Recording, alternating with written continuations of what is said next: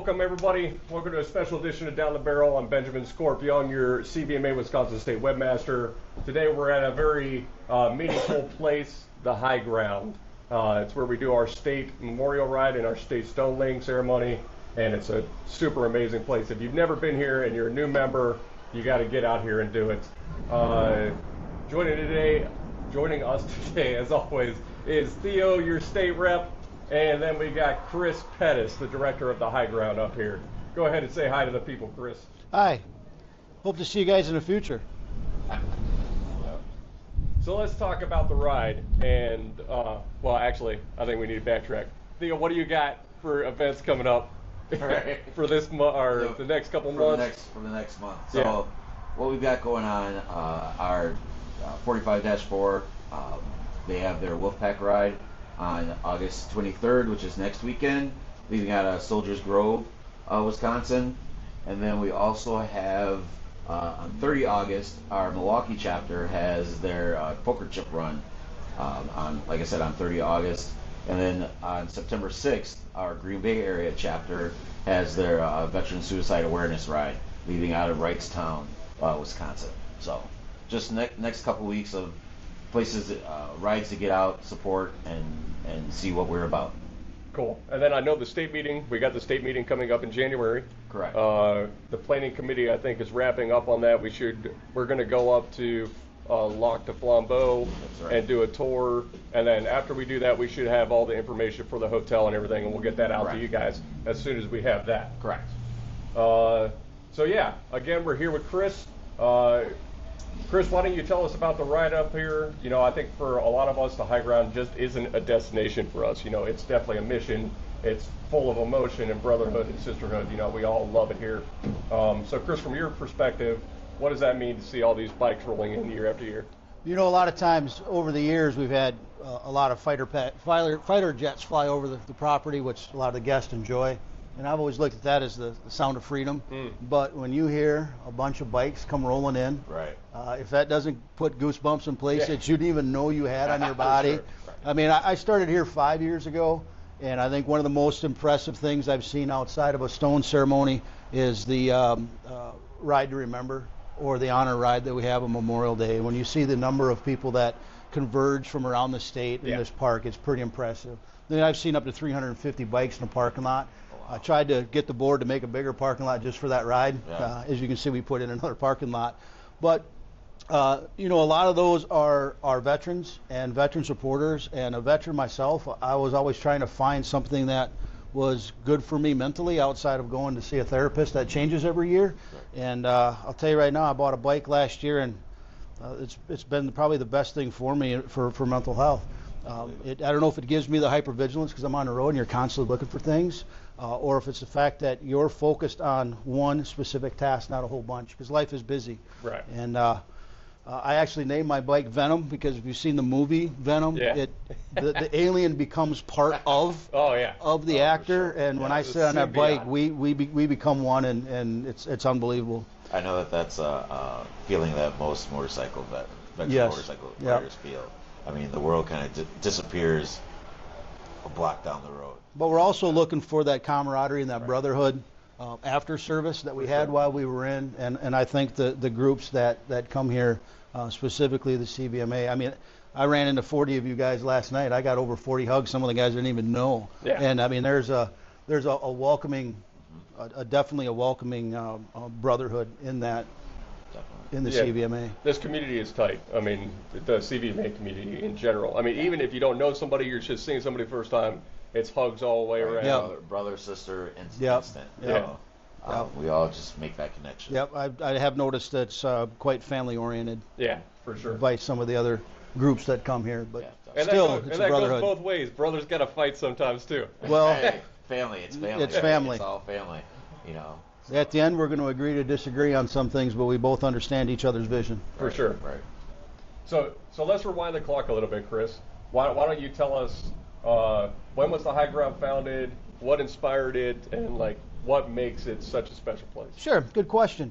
So the inspiration for the park actually started on a battlefield in Vietnam in 1965, where a gentleman by the name of Tom Miller and his good friend Jack Swender, they were both Marines, both radio operators. and they were in a pretty significant battle for the Battle of Kai-Fu. Both of them were wounded, and Jack was mortally wounded, and he died in Tom's arms. Oh my goodness. Wow. And Tom had made a promise to himself that when he came back to the United States, he wanted to build a small memorial to honor his friend Jack, to make sure that we continue to honor and remember his personal sacrifices to our country. Unfortunately, when Tom came back from Vietnam, like most Vietnam veterans, he was not treated very kindly. And it wasn't until 1983 that Tom felt comfortable pursuing that promise, and he got on a bicycle, one without a motor, and rode 1,244 miles down the state of Wisconsin. Each one of those miles signified the loss of a Wisconsin son or daughter killed or missing in Vietnam. Oh, that's cool. So that's what started the process. In fact, 2 weeks ago, we had our 41st annual bicycle ride. We had 121 riders from around the state that converged on here. They raised $61,000 for the organization to help continue our mission, which is to honor, educate, and heal. So in 1988, we put the first tribute in here. It's called Fragments. And I'm not going to talk too much about that because I want to encourage people to come here and actually see it and read the inscriptions that are about it, because it's pretty powerful. Yeah. But in 1990, we rechaptered to not just be Wisconsin Vietnam Veterans Memorial Project, Inc., but to be the Highground Veterans Memorial Park, which has honoring service from World War I through current and future conflicts. So that's the basis of the history of the park. Over the years, we have grown to not only have tributes here honoring service, but we place legacy stones. And I want everybody to understand that just because there's a stone placed here doesn't mean that the veteran is deceased. We place stones here while the veteran's still alive, because I would rather honor you while you're still alive, because it's your story to share, not the family's. Right. Because the families most of the time don't know the true story. And in 17, we started offering retreats for veterans, and over the years we've done male retreats, female retreats, winter retreat, couples retreat, and we're working on a retreat for just the spouses or the supporters of the veteran, where they're not able to take care of us if they're not 100% themselves. Yeah. Because it's not always about the veteran, and I want to make sure those families are recognized and helped also. For sure. But I hope that answered your question on history. No, that's awesome. I can't believe that it started out with him riding a bike and riding all that way, and then it turned into what the high ground is. Yeah. That's amazing. And this park is built off of donation and volunteerism, so it's pretty impressive knowing what the state of Wisconsin has done. So one of the most striking parts about the high ground are the memorials, Chris. And you know, my personal favorite, I said this during the last podcast, my personal favorite is the statue of the soldier, the World War II era soldier, and he's got the dog tags and he's got it over his heart, and he's kept reaching out and touching the helmet of the other, the modern era helmet. And to me, that's one of the most touching ones here, just because it bridges that gap between old veteran, new modern era veteran, and it just shows that we're all connected through the ages of what this is. So why don't you tell us about some of the couple of the different, everything's getting wet, it's hilarious. Why don't you tell us about a couple of the different memorials, what they all are for, or who they're intended for? Okay, well, I'm going to start with the one that you were actually talking about. It's called the Fountain of Tears. Not only does it have a soldier with his hand on a battlefield, the cross, signifying the loss of a brother or sister. In this case, it's a brother. At the other end of the tribute, you'll see that the spouse of the fallen and daughter are sitting on the edge of the reflection pond. And the reason it's powerful for me is as a combat veteran, there's a lot of times with PTSD, stressors are amplified. I might get angrier faster. Yeah. Some of the stresses or the obstacles in front of me at the moment, I may not have the answer for right away. And sometimes I might go down there and actually sit back and realize that what obstacles that I'm going through right now are not anywhere near the loss of a loved one due to conflict. And kind of gives you the courage to keep moving forward.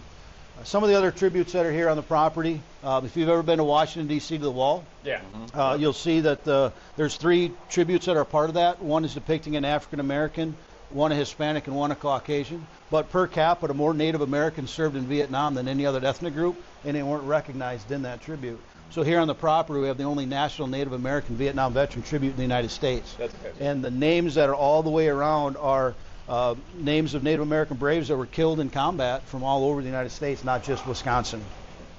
We have a tribute here honoring families that have lost a son or daughter. It's our Gold Star tribute. You could probably, I know you can see it from an airplane, Yeah. Especially at night because it's lit up. We've had pilots that have landed and rented a car and drove over here just to see what it was about. Oh wow. We have And that one is truly beautiful from above. Yeah. If you're up on top of the big The diamond, plaza, yeah, yep, it's yep. amazing. And we also have a tribute for those who served in Korea and World War II. We have a World War II WASP, Women Air Force Service Pilots, a tribute to them. Over 1,100 women served as Women Air Force Service Pilots. 39 of those were killed in service. So we have a tribute here just for them. We actually have one of the only working Liberty Bells in the United States.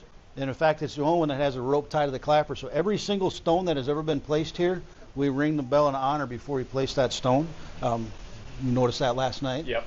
On Memorial Day, there's over 26,000 Wisconsin men and women who have given our lives in service to their country. On Memorial Day, we read off all those names, and after every 10, we ring the bell. So it's a pretty powerful day on Memorial Day. Yep. And then we have just recently added onto our museum. We added 6,000 square feet, so we have an indoor meeting facility where we can work on mental health or things to be able to help veterans or family members through some of the struggles of service and after service. And we've opened it up to the community too, where we give classes on suicide prevention. I work with the Tomo VA, pull data of veterans that have taken their life after service. And we talk about lethal means. We talk about having the courage to be able to ask if you're actually having a bad day. Right. Are you actually thinking of killing yourself? And then being prepared for that response. And then how to encourage them to seek assistance. And when I'm done doing the presentation, I actually have a mother that's a part of it that lost her son to suicide. And her presentation is about Donnie's life. Every time that there was a stress, she put a 5-pound weight in her hand or a 10-pound. You know, she 5 deployments overseas, wife, child, financially. I mean, there's all these things that happen in people's lives, and they're all compounded, and each one of them are a burden. And as she puts weights in her hands, sooner or later, she's not strong enough to withhold all those, and it breaks. Right. And it's pretty impressive to watch, and then how the actual crowd interacts with that, because they'll see some of the volunteers that are up there holding weights, they'll see them get fatigued, and they'll just stand up and walk over and ask if they can carry that burden for them. It's the first. That's got to be super powerful. It is. And one of the things we've tried to do with this is we had an anonymous grant 4 years ago to develop a suicide prevention and awareness class or something that we can do.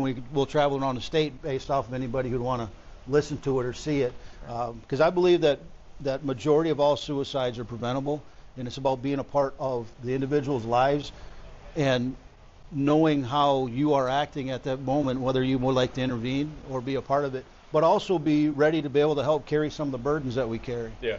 And as veterans, we keep those burdens inside because we're proud. It's my problem, my responsibility. But at some point in time, that weight gets too heavy, and sometimes we can't handle it. Sometimes it's medicinal, where you were prescribed a pharmaceutical to help you through those problems, and whether you don't take them or you try to wean yourself off, there's some adverse for it, and some don't even realize that they're doing it until it's already done. Yep. It's too late. Right. I mean, and the unfortunate thing about suicide, especially veteran suicide, is I don't think we're ever going to get that number down to 0. You know, where no veteran a day is going to stop, or no veterans are going to take their lives. It's just going to be a fact that we all live with for forever. But we can sure be a part of lowering those numbers, mitigating. Yeah, we can mitigate it as much as possible. But I mean, even still, even with all the mitigation and the awareness is out there and people know. A couple of years ago, I think the VA had reported that the number had gone down to 17.5 or something like that. But then in 2023, they also reported that it was 40 a day.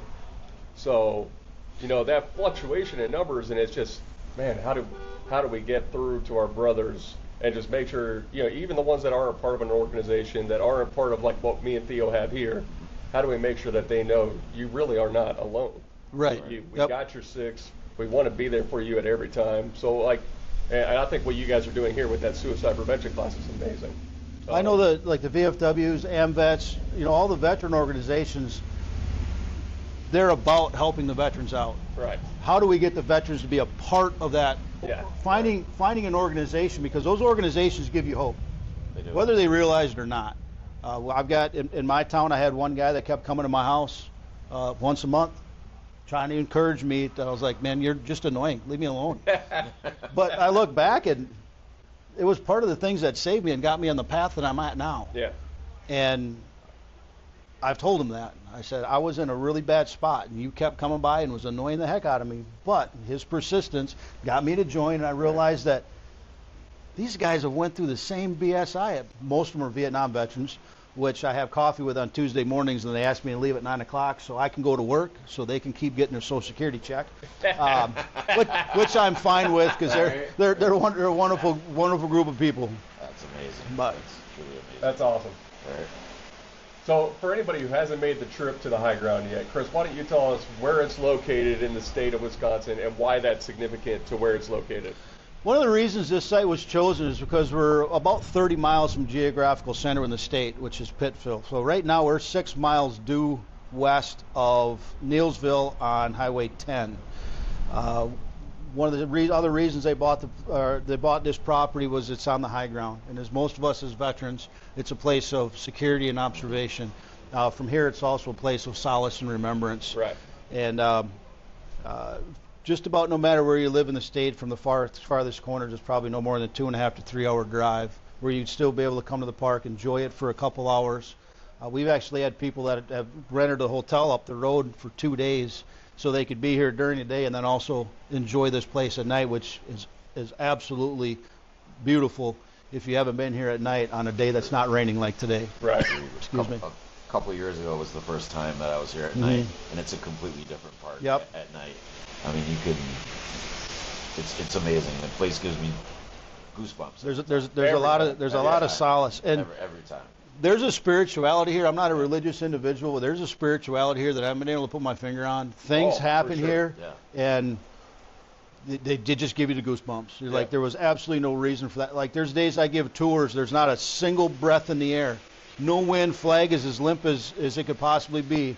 And I'll be talking about fragments with the chimes. It requires some level of breeze for the chimes to ring, and the chimes will ring. Oh, just makes no sense. Yeah. But the chimes are, when they develop that tribute, the chimes, when you hear those, that's allowing those that are no longer with us to speak to us. Right. And for that to happen on a day that there's no wind, again, gives you quite the goosebumps. Yeah.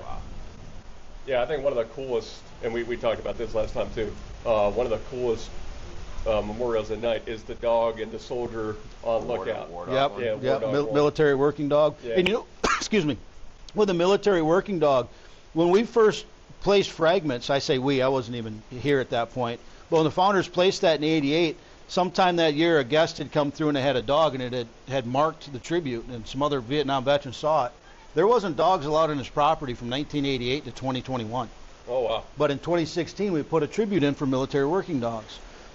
And then I asked our board if I could take all the signs down and put some other regulations in, because how many veterans do we know have a service dog? Right. All of them. I can't have them come to the park and have their service dogs stuck in a vehicle. Right. They should be with them. So not only do we take all the signs down and put in a dog walking area, if you've got a dog and it's not a service dog, we're not going to ask you to keep your dog in a vehicle or keep it at home. We just asked that it's on a 6-foot leash. But 2 years ago, we changed the military working dog where you could actually honor a service dog also. Oh, that's cool. That's super cool. And there's actually four service dogs that have passed away in service of their veteran, and the veterans have honored their dog here. That's cool. One of them, the gentleman actually cut his wrist. He was taking his own life. He was laying on the ground waiting to bleed out, and his dog Savior put his head on his chest, and he reached over, grabbed the phone, dialed 911, and started rendering first aid to himself. Savior saved his life that day. Oh my goodness, that's powerful. I mean, that's the connection that service dogs Yes. has, right? Yep. That is that bond. You know? So just so you guys know, if you hear the bells in the background, that's the Liberty Bell, and all the people who are here today ringing it for one of their loved ones who are here, Or just because they can. Yeah, that's true. So how do we get people involved, Chris? How do we get the members out there involved in the high ground and the people watching? I think the best response to that is actually have them drive up here one day and see it for themselves. Yeah. I mean, you can spend. This place is built off of donations. The last thing I want to do is take that donated money to advertise, because that means it's not going to the veteran. Right. Right. And my job here, or goal here, is to have every person that comes here have a positive, memorable experience. Unfortunately, I can't control the weather. Right. I've tried. I'm not that powerful. As arrogant or as confident as Marines think they are, we can't control Mother Nature. So those that have been here are the best form of advertisement.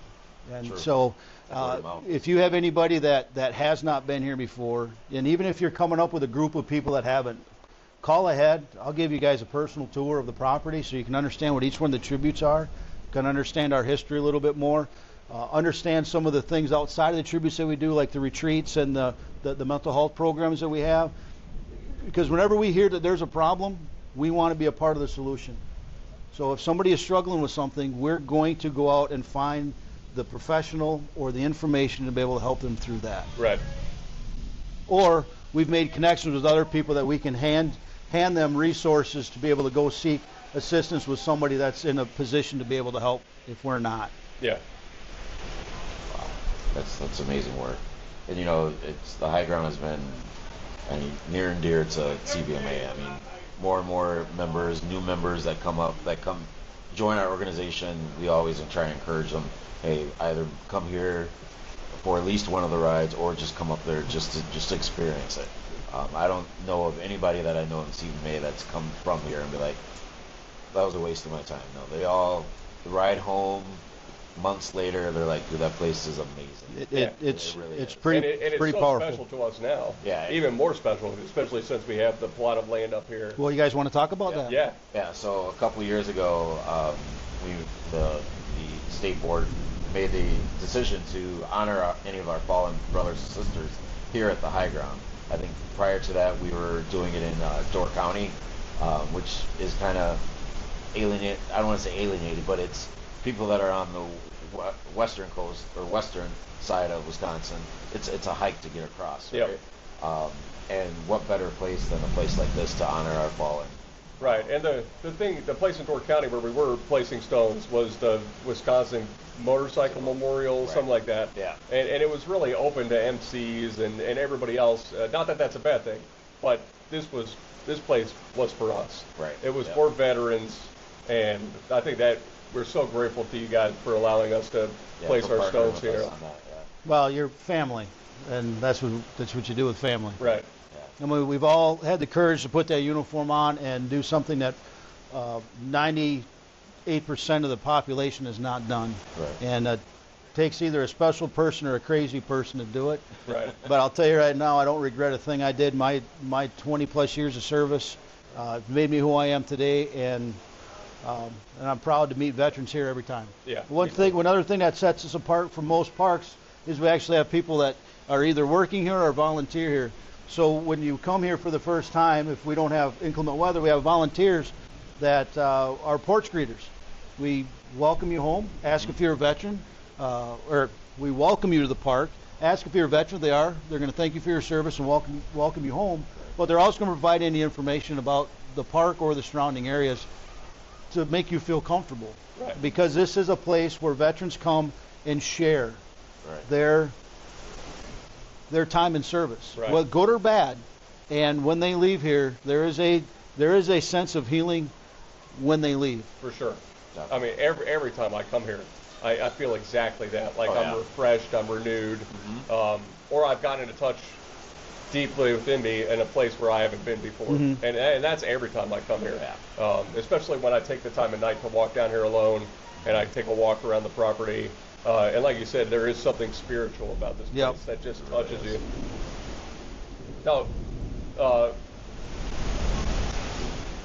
I know you just got a bike, or you've had a bike for a while, but you finally got your motorcycle license.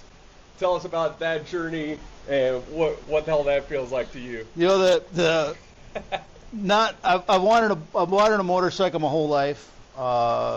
It came down to as soon as you have tax deductions, Yeah. the two-legged ones that fill diapers and add to the put more salt and pepper in your beard. You know, that wasn't the time of my life. I've had a Harley GoFundMe jar since I was 19, and it took till 50 to actually go and buy the first motorcycle. But by then, all of the kids were at their point in their life where they were going to be self-supportive in the event that. Sure. Plus, in my younger years, I wasn't disciplined enough to not do something stupid. Not saying I am now, okay, but there is a little bit more level of maturity. So I bought a 13 Softail and learned how to ride, for the most part by myself. I didn't want to be a part of anybody because I wasn't comfortable or confident enough to be out there riding with a group or anything like that. Where I live, it's all rural, so I was able to do hills and corners. And you know, the second ride out there, I was like, I found a level of peace that I don't think I'd ever found doing anything else. And this year, I bought a little bit bigger bike because I felt like a giant on a moped on that Softail. and I'm not a big guy, but I felt like I was riding a itty bitty 50 cc motorcycle. So what are you riding now? I have a 2015 Street Glide. Okay. It's got a couple speakers on it. I mean, nothing like this dude's rolling boombox. Oh, I think he's got me beat, actually. Oh, really? I think he's got me beat. Yeah. Well, we'll have to compete on a day that it's not raining. Right. Unlike you, I've got cloth speakers, so they can't get wet. I'm pretty sure you've got marine grade speakers, but the clarity on the cloth, I've been told, are a little bit better. But I rode in January, February. Nice.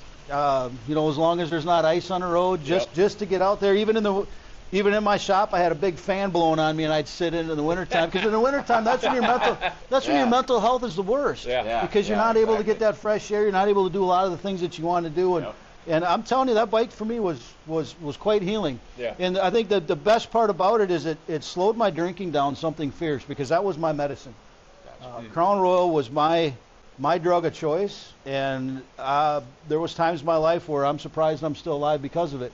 And since I've gotten a motorcycle, knowing that I'm going to ride it that day, I won't even sniff alcohol. Yeah. I mean, last night I had one, but I already drove the bike home and put it in the garage and went back out and had one.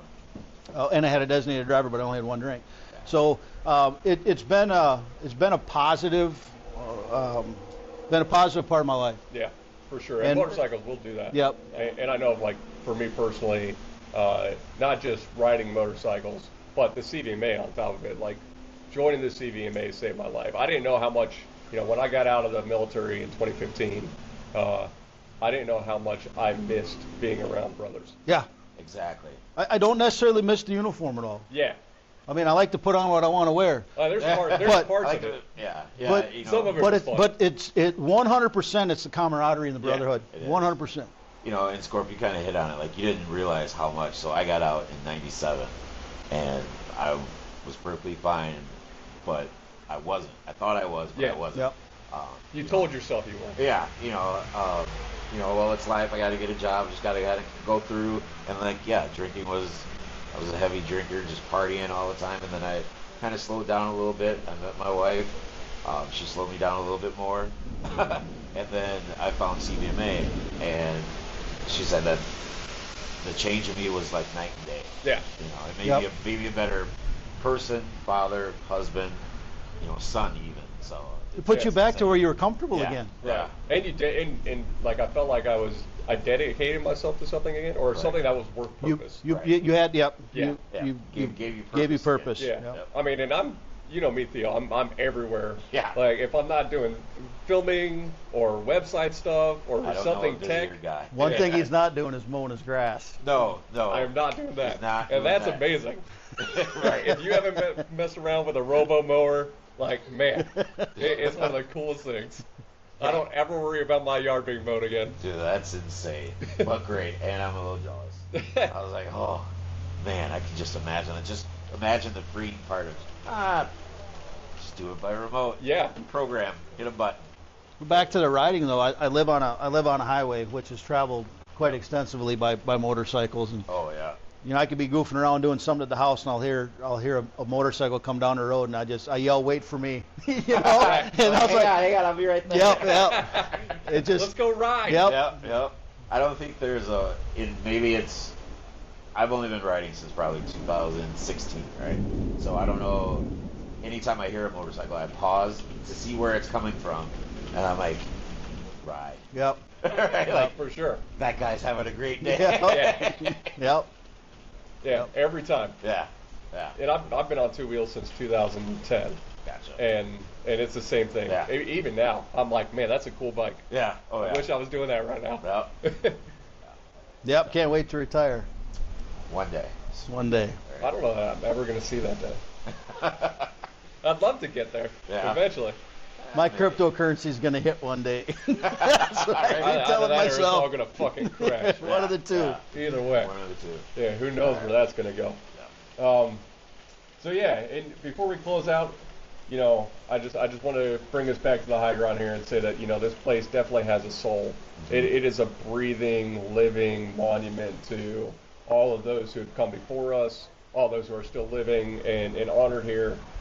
This place is super special. And thank you, Chris, so much for No joining problem. us today. Thanks for inviting me. And allowing our family to come up here and grieve and to enjoy all the monuments. And we really appreciate you being here. So thank you. Thank you. Yeah. Thank you. And we will catch all of you guys next month.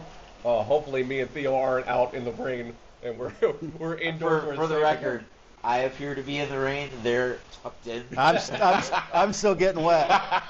It's But this is weird. the only way Marine shower, so we're good. Right. Now, I wish you guys could all see the equipment. It is soaking wet right now, so that's going to take some drying out. But thank you guys again, and we'll see you guys next time.